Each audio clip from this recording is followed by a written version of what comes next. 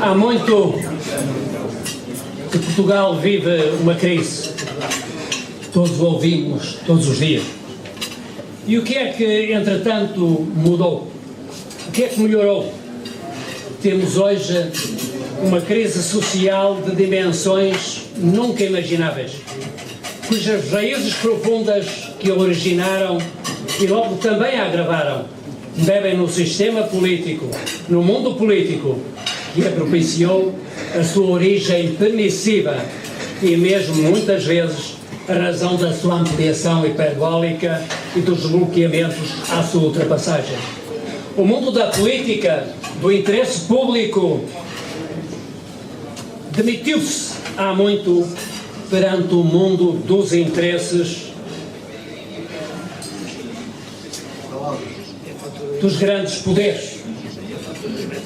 Portugal é um país aprisionado pelo atual sistema político, pelo sistema partidário e pelos grandes interesses financeiros que o governam. Só há uma solução: reconstruir Portugal, reconstruir a República, fundar uma nova República, refazendo o sistema político-partidário, os valores da República e da democracia, da ética política, o quadro de derivação da representação popular com um novo sistema eleitoral mais próximo dos cidadãos, controlado pelos cidadãos, um sistema eleitoral que provavelmente não poderá ser já o mais desejável face a algum condicionamento da Constituição. Terá que ser provavelmente ainda, a dependermos do círculo nominal, ainda de voto único e escrutínio único, mas desejavelmente, a ser possível, um amplo consenso deveria ser mesmo de voto duplo e de escrutínio pluralista. Mas isso, evidentemente, exigirá que a Constituição não fale apenas em método proporcional, que apenas permitirá, sem qualquer polémica, um arranjo através da criação de círculos nominais, mas sempre através de uma única votação que depois permita a contagem dos votos nos escalões superiores e irá através de um círculo nacional, ou mesmo até regional, se for essa a opção do partido. Precisamos dessa representatividade refrescada que traga para nós, para o país, uma legitimidade ligada realmente aos interesses do nosso povo.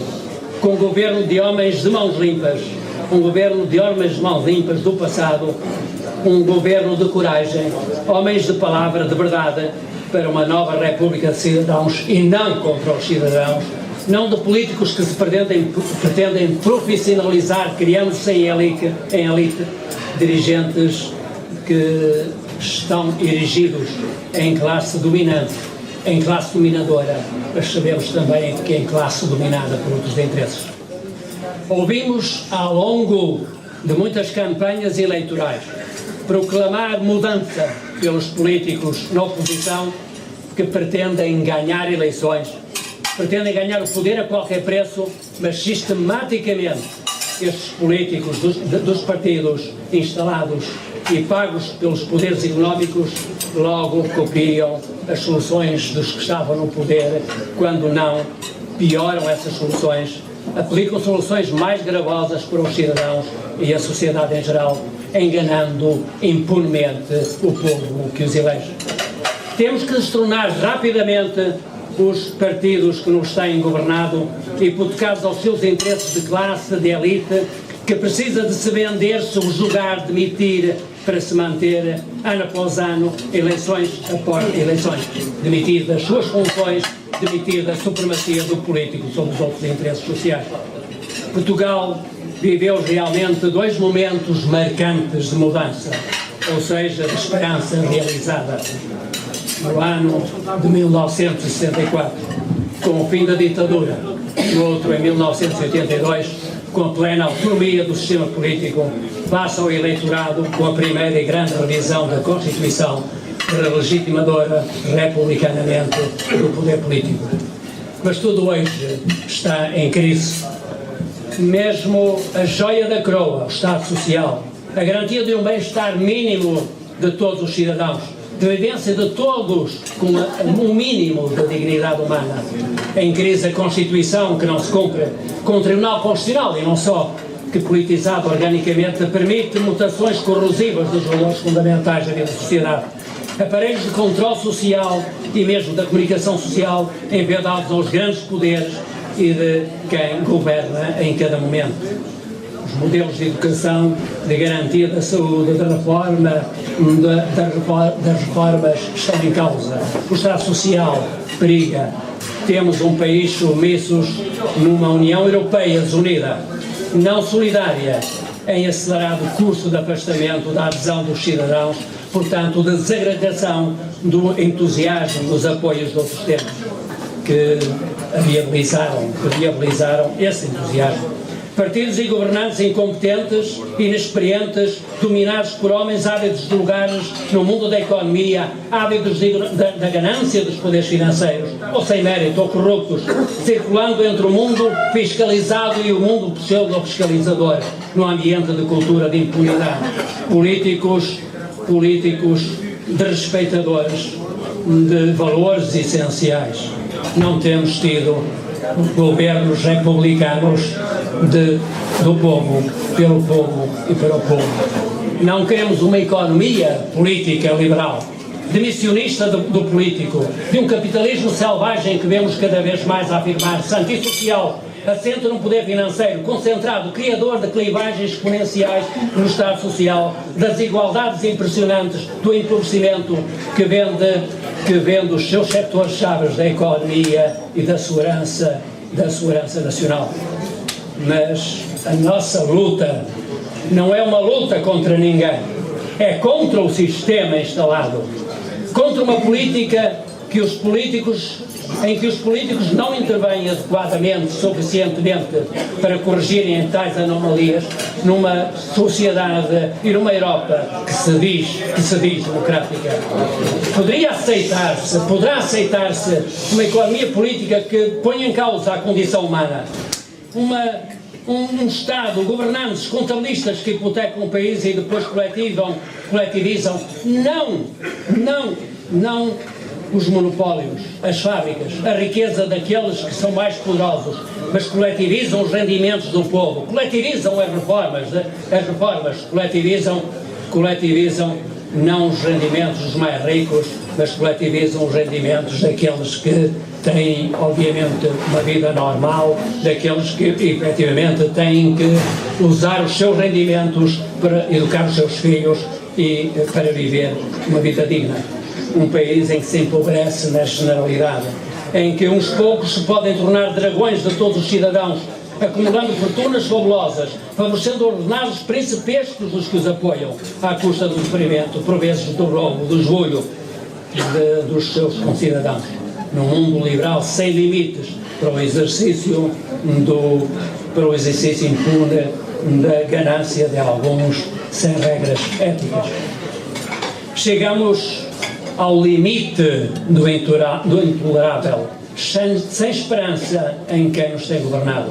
Precisamos, pois, como eu dizia, de uma nova república, de novos republicanos, governantes do povo, uma república de todos, construída cotidianamente por todos e para todos, que favoreça a riqueza, sim, o bem-estar, sim, mas distribuído por todos os portugueses, dividindo melhor essa riqueza nacional, em que o poder público não exista para servir o domínio de certos poderes económicos, das máquinas da ganância dos financeiros e gestores de grandes interesses instalados, sempre prontos a pagar campanhas eleitorais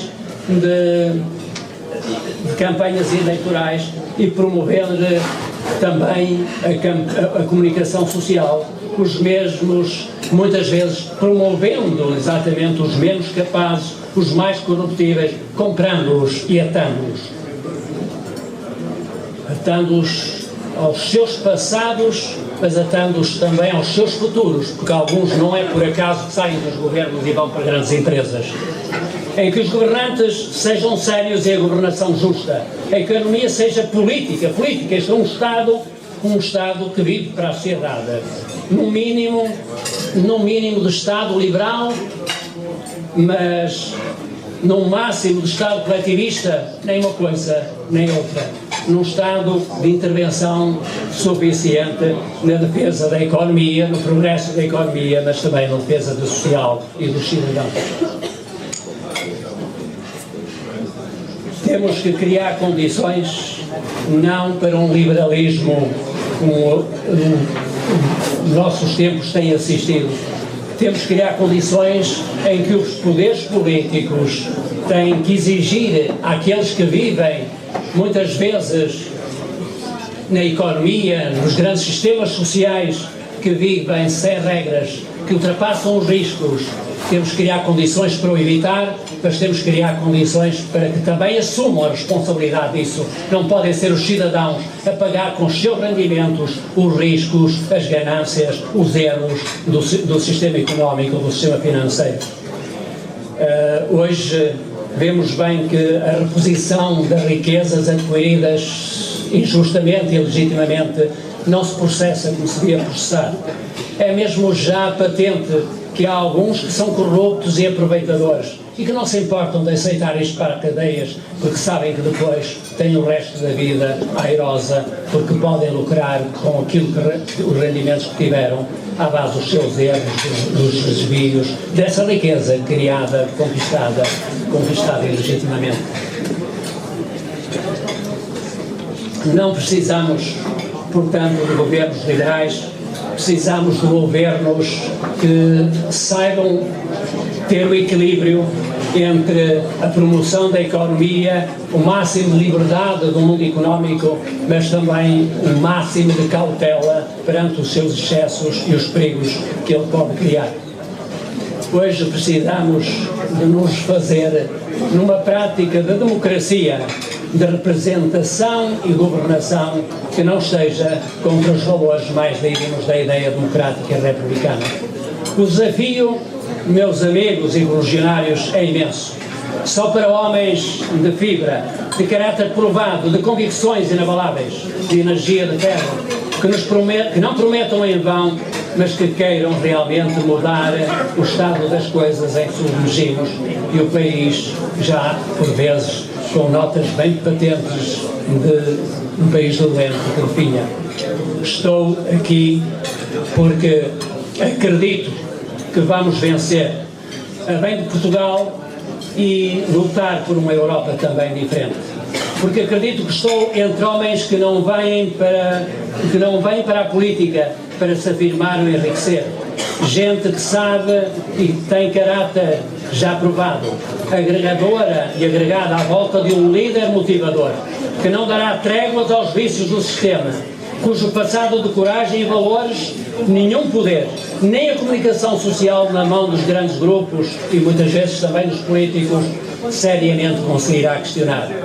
Bem-aja, Dr. Marinho Pinto, pela coragem de avançar e nos mobilizar. Conte connosco. Hoje somos poucos, amanhã seguramente iremos sendo muitos, cada vez mais. Seremos milhões a bem de Portugal. No próximo ano temos eleições para a Assembleia da República.